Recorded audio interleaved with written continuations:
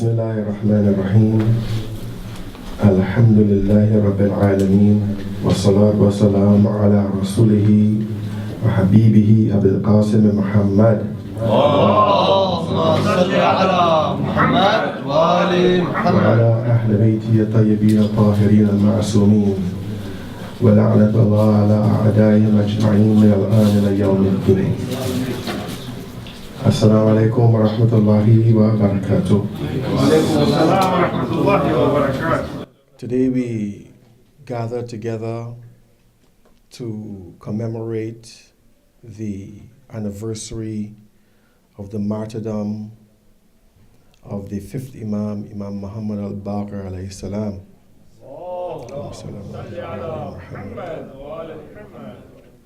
A very significant Imam, without whose essential presence the school of thought of our madhab would not have had the same configurations today. And we are here to commemorate him because of the fact that he had seen a lot of suffering in his life. He was about 3 or 4 years old when he accompanied Imam Hussein alayhi salam to Karbala with his father, Imam Zain al-Abidin. And he had seen the martyrdom of his father. He had seen the rise of the Umayyad dynasty. And because of his policies, he and his father were marginalized in the Shia community for a long period of time. And so I would like to talk a little bit about the historical conditions that surrounded this great Imam and see what lessons we can learn from him and in the struggles that he had to face. It all goes back to the martyrdom of Imam Hussein alayhi salam. Because up to that point, for the Shias, succession to the Holy Prophet sallallahu alayhi wa alihi was something straightforward. To them, the presence of Imam Hasan and Imam Hussein alayhim salam, it was absolutely clear who the Imam was. Also, it was clear that the Imam was someone who was in a direct position of opposition to the regime. Even though, for example, Imam Hasan alayhi salam had a treaty with Muawiyah, you only have treaties between people who have some kind of opposition to each other.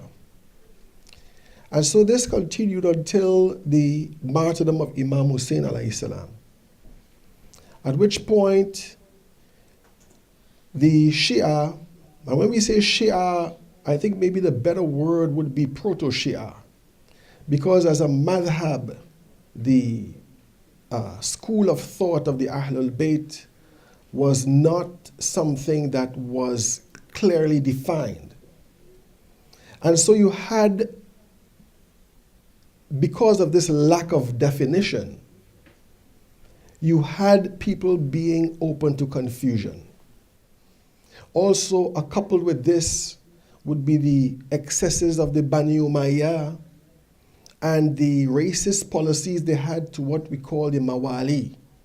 The Mawali were the non-Arab subjects who were aligned or had to be aligned to particular Arab tribes for protection and for the receipt of social support.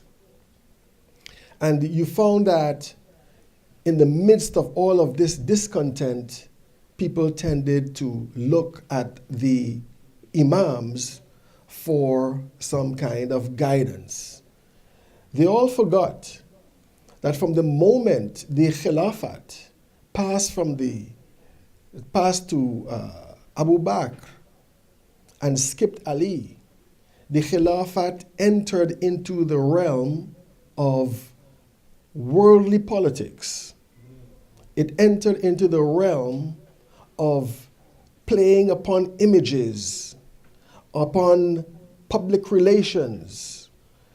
It entered into the realm where the rulers of the Muslim community need not be the most pious, but need be the most shrewd, or needs be the most forceful.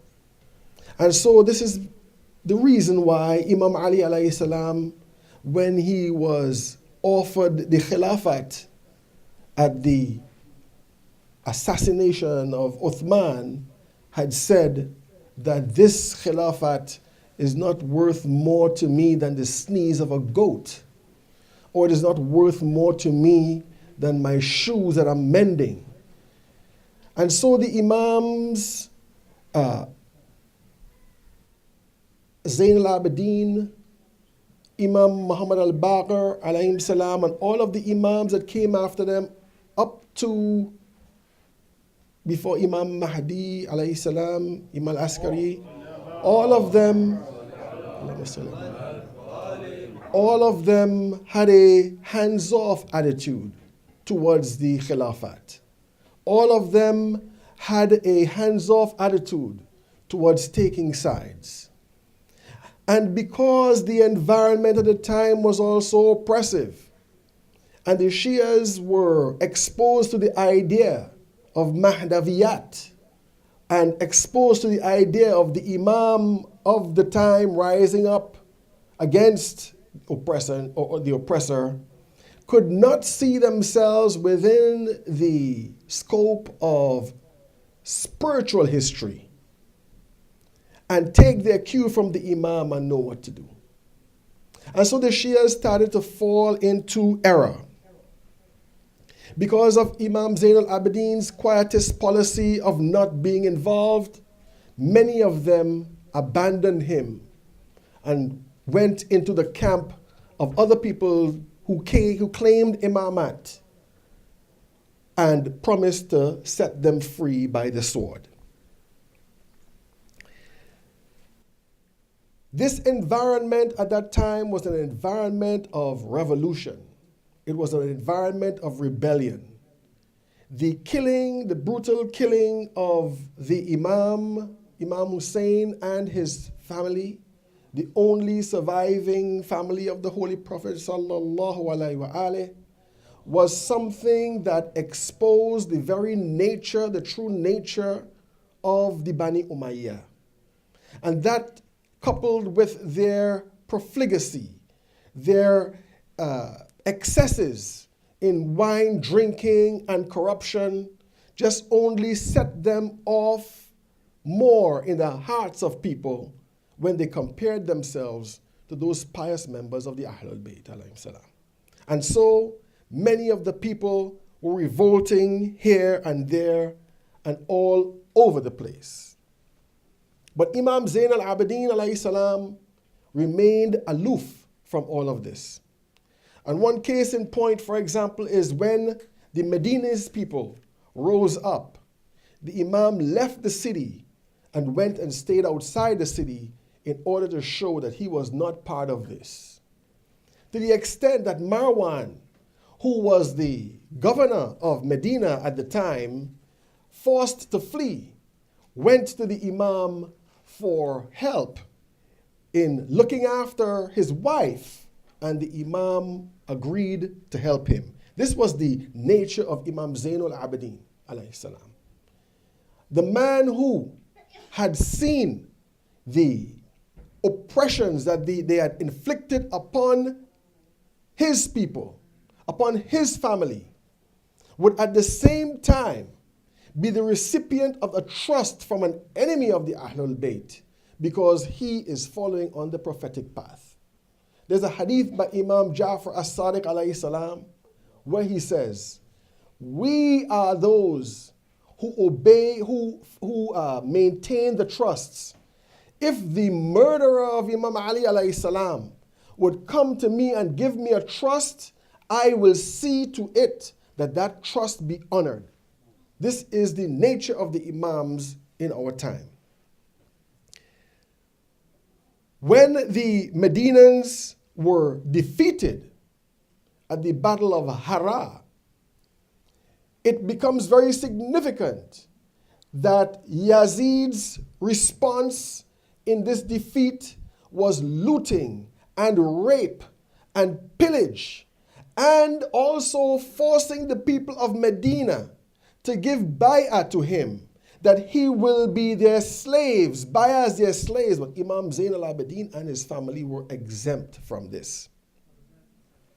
The Imam alayhi salam also indicated his neutrality in the struggle between the Umayyads and Abdullah ibn Zubayr.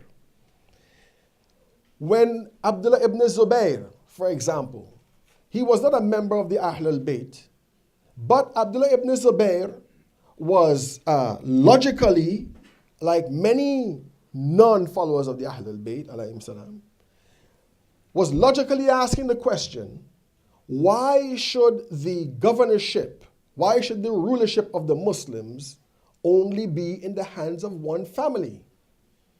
Why not the Quraysh, which many of the believers in the prophetic Sunnah, in the Sunni tradition, where where he says that the leadership of the Muslims will always be in Quraysh, the Quraysh should have a type of electoral council to be able to select who the Imam would be or who the Khalif would be.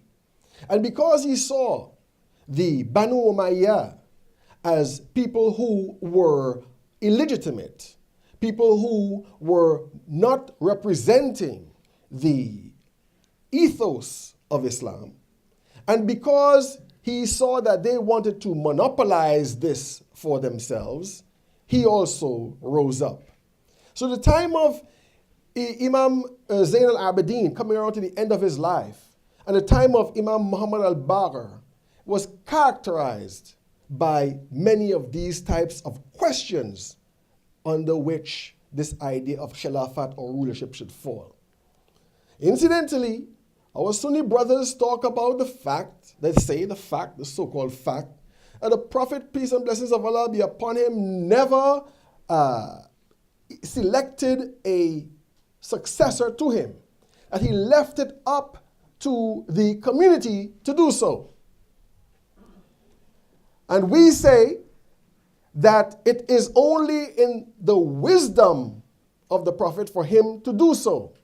And this proves our point, because we see the amount of chaos and killing and murder and wrong treatment coming out of this whole issue of the Khilafah. Give salawat to the Holy Prophet Muhammad and his family.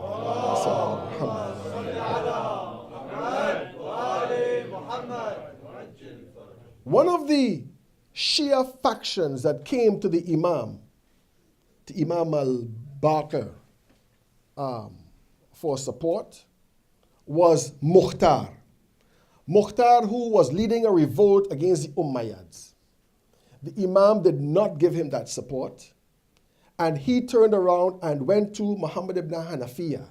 Muhammad ibn Hanafiya is the son of Imam Ali alayhi salam, but from another person, another wife, a Hanafiya wife, who, by being silent on Mukhtar's selection, gave, in a sense, tacit approval for him to use his name. And so Mukhtar, in the name of Muhammad ibn Hanafiya, led a revolt, and in that revolt exacted vengeance on many of the killers of Imam Hussein alayhi salam. Nevertheless, it is very significant that the Shia were at this point willing and able to choose Muhammad ibn Hanafiya as their Imam.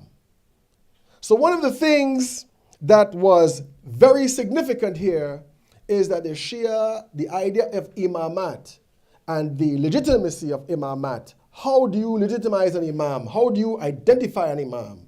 This was a very important question that needed to be clarified. With the death of Imam Zain al-Abidin, many of the Shias turned to Muhammad ibn Hanafiya,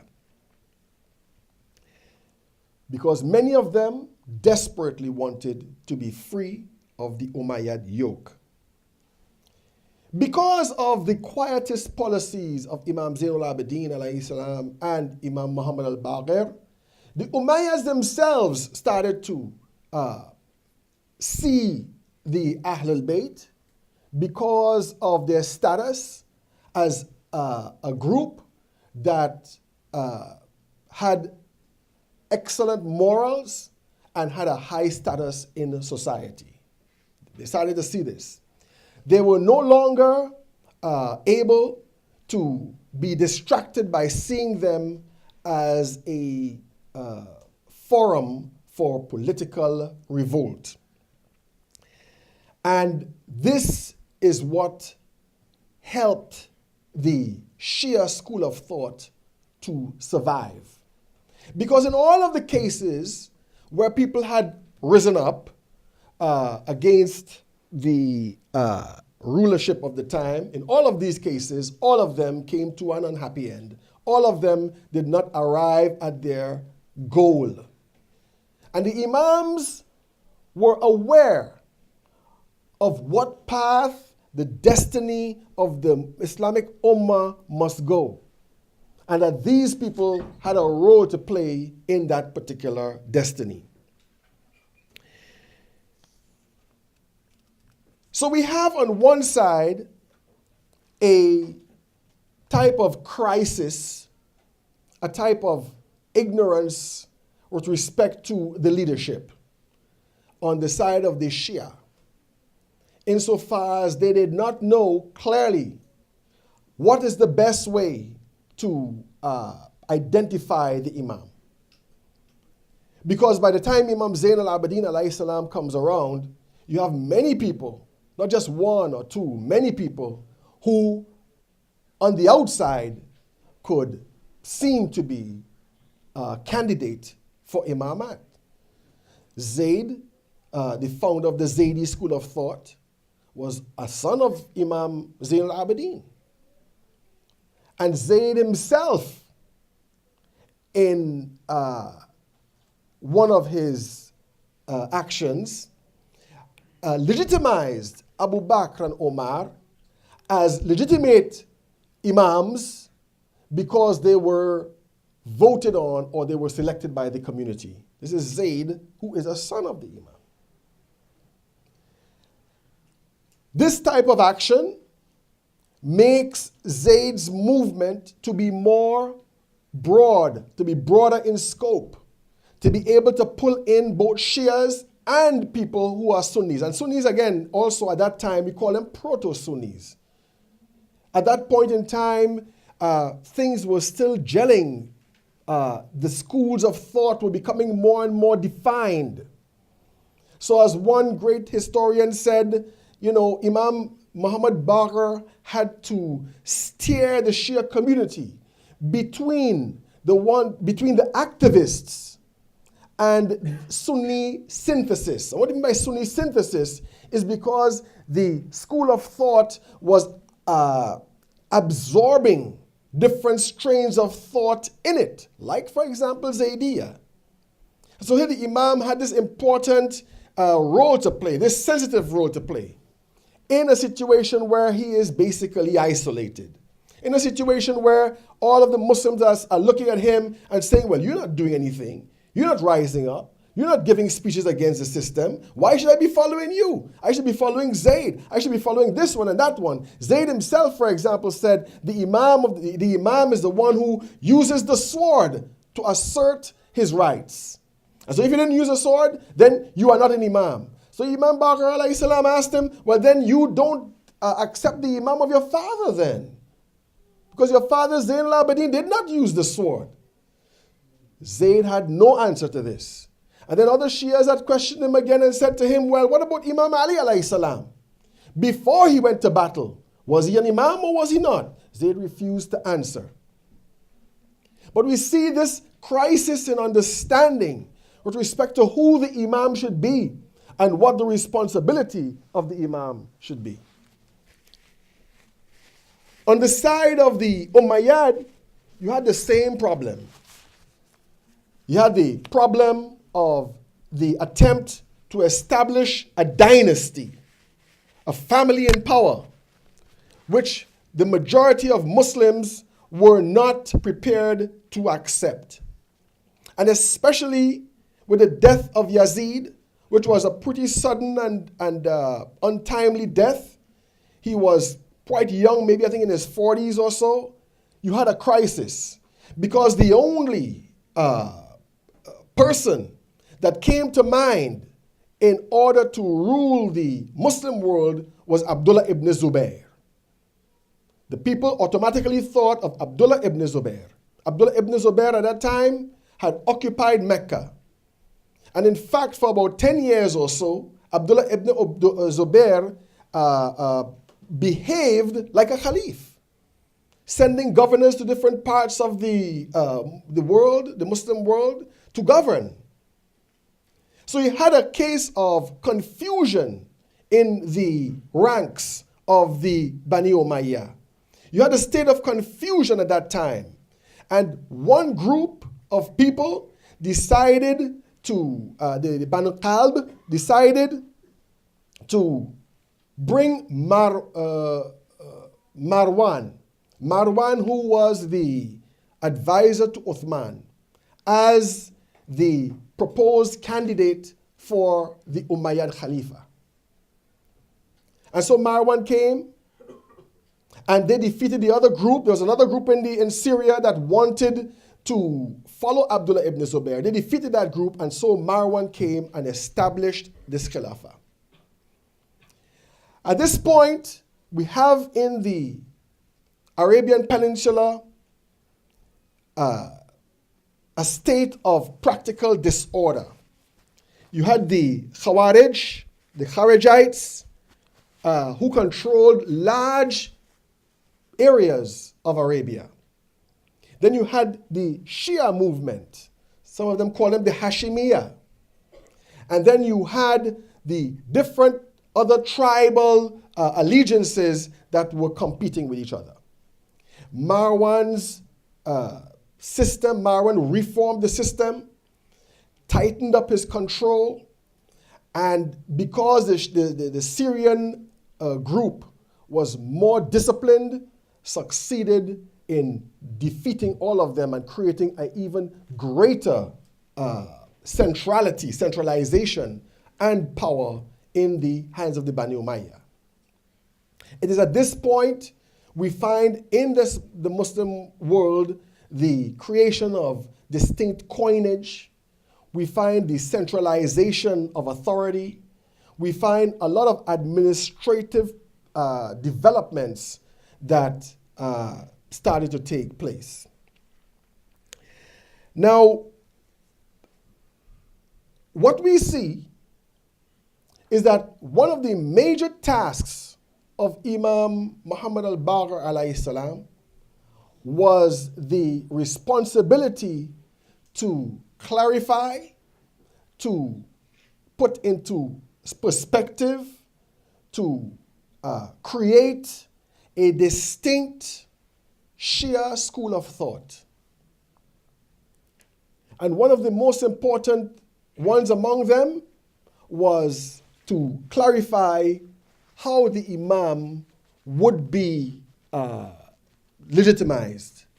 And he is the one who popularized or made clear to us the idea of Nas, the idea of a personal selection by the Imam before that legitimizes that particular Imam. He clarified that the Imam, for example, is an Imam who is descended from the Holy Prophet sallallahu alaihi wasallam through Hazrat Fatima, as opposed to some of the other Shias who saw it as an Alid or Alawi type of Imam, where it is related to Imam Ali. He clarified these things. He also clarified the fiqh that was among the Shia. For example, many of the Shia before the Imam were practicing a kind of a mixed type of fiqh, where they would be following proto-Sunni elements and also based upon what teachings came to them from the Ahlul Bayt alayhim salam. One of the reasons why the Shia was so in disarray is because most of the knowledgeable people were killed in Karbala, and also after that among the penitents, the Tawabun, that rose up against the Bani Umayyah. And so, for example, you found that Shias in, for example, Kufa were following the teachings of the Ahlul Hadith, who were largely based upon the fatwa of Omar.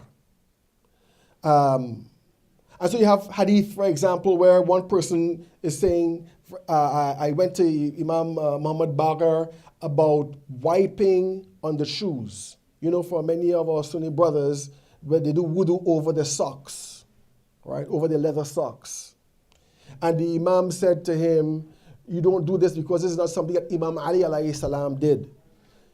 What is in the book is in the book, in the Holy Quran, and what they are doing is something that comes after the Holy Quran. And you found many, many cases of things like this, where the Imam explicates and clarifies the fiqh of the Shia.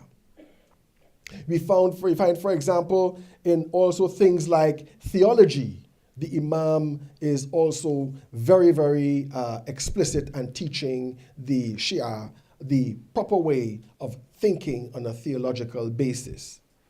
Not only was he knowledgeable and famous for his knowledge among the Shia, but he was also famous for his knowledge among the Sunnis as well. And so you find that in many, many of the Sunni books, they mention him as a source of many hadith. In one narration, he says, sometimes I mention a hadith and I don't say the chain of transmission, but the chain of transmission goes through me, goes through my father, goes through my grandfather, my great-grandfather, up to the Holy Prophet sallallahu alaihi wa alihi.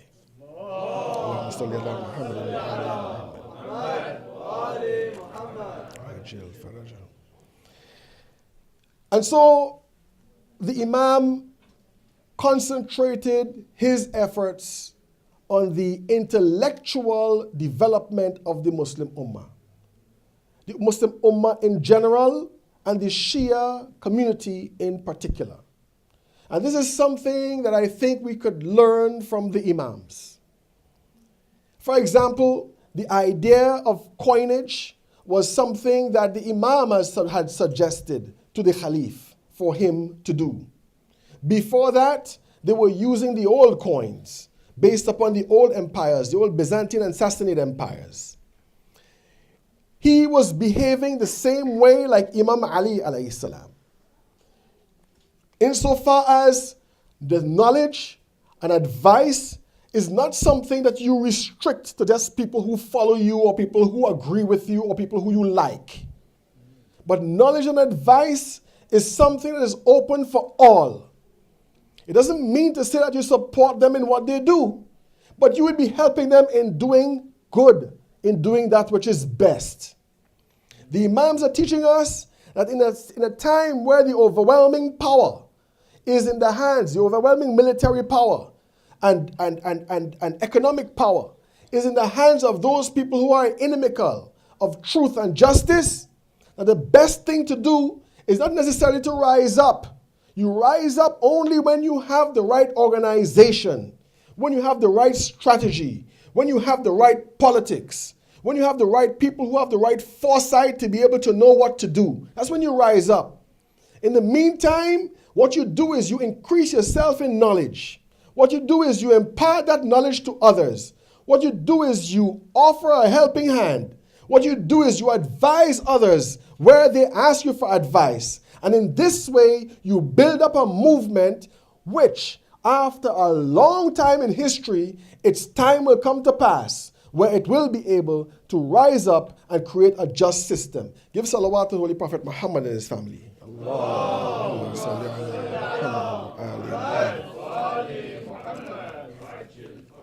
He is known as Al-Baqir. He is known as Al-Baqir.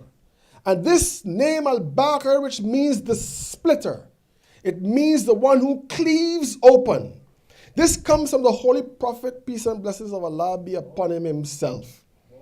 There's a hadith mentioned where the Holy Prophet sallallahu alayhi wa alayhi says to Jabir ibn Abdullah al-Ansari, إِنَّكَ سَتَدْرُكَ رَجُلًا مِنِّي اسْمُهُ اسْمِي وَشُمَائِلُهُ شُمَائِلِي يَبْقَرُ الْعِلْمَ بَقْرًا.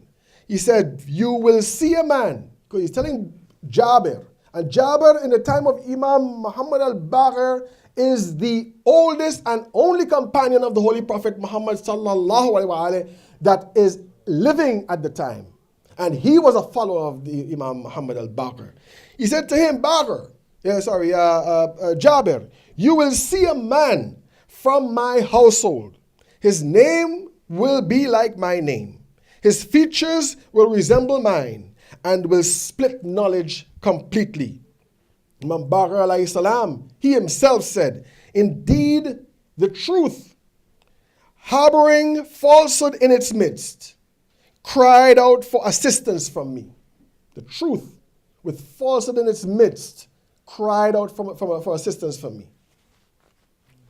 You see, brothers and sisters, falsehood does not exist by itself. Falsehood cannot exist by itself. It is like sin. Sin, or evil, better yet evil, is something that cannot exist by itself because it has a negative meaning. It is the absence of something rather than the presence of something. The absence of soft-heartedness and mercy is cruelty. It is not the presence of cruelty, but the absence of soft-heartedness. Ignorance is the absence of knowledge, not the presence of non-knowledge. You hear what I'm saying? There's no such thing as not knowledge or non-knowledge. There is a state of the absence of knowledge. The Imam is saying the truth, harboring falsehood in its midst. Falsehood could only present itself to us as truth. Falsehood could only present itself to us in an argument that is warped, that makes you think it's real. A false system can be created, but it cannot last. It cannot last. When we look at this society today, they're trying to create economic reality in society without changing the system, without changing oppressive banking practices, without changing greed. You can't do it. He says, in that time, the truth and the falsehood were mixed. And people were seeing falsehood in the eyes of truth. He said, and I cleaved it open from the side and disclosed the truth from its veils until it became manifest and widespread after being concealed and hidden. This is the role, this is the duty of the Imams. And not just the Imams, but this is our duty, because the followers are nothing but the extension of the leaders. The Imams and Holy Prophet and his family have all said this. They have likened the Ahlul Bayt, the Holy Prophet, as, alayhim salam, as a tree. The branches are Fatima and Imam Ali alayhi salam. And the leaves on these branches are the Shia. So as a Shia, we have to take that same route. We have to take that same stance. We have to be able to distinguish the truth from the falsehood and to be able to present it to people. And when they see the truth, they would come to Islam. You know, sometimes I would do tabligh among Christians. And I would never tell them your Bible is corrupt and is distorted and so forth and so on. No. The best thing to do is to show them how to understand their own Bible. To show them where the truth is in their own Bible. Something their priests can't do for them. Their ministers can't do for them. But you as a Muslim can do for them if you know it. And it is much easier for them to come into the deen than you to start arguing with them about, God's name is Allah, not God, and so forth and so on. That we have to open the truth and show people the truth. This is our task in this society. Our task is not to put bombs on buses and in marketplaces. No. Our task is to reform the society by taking the same path as the Imam. And at one time, the Imam was alone. At one time, nobody was looking at him because the louder mouths were the ones that were getting the attention. The ones who were saying, pull out your sword and let's start fighting. They were the ones getting the attention, like the ones who are getting the attention today. But where are they? What will happen to them? The right and the only right to call to arms is the Imam al-Mahdi. Except in a case where you have to defend yourself, your honor and your family. Apart from that, the only right to rise up in arms is the right of Imam Mahdi. The only right we have to stand up for truth and fight for it with force is when our religion is in danger. This is the only time when our society is in danger. Give salawat to the Holy Prophet Muhammad and his family. Allahumma salli ala Muhammad wa ali Muhammad. But even then, even when you step aside and you don't get involved in power politics, there is still jealousy. There is still jealousy for you. And that jealousy was manifested in the attitude of Hashsham, the Abbasid Khalifa of the day. He could not tolerate the profound respect and the knowledge of the Imam.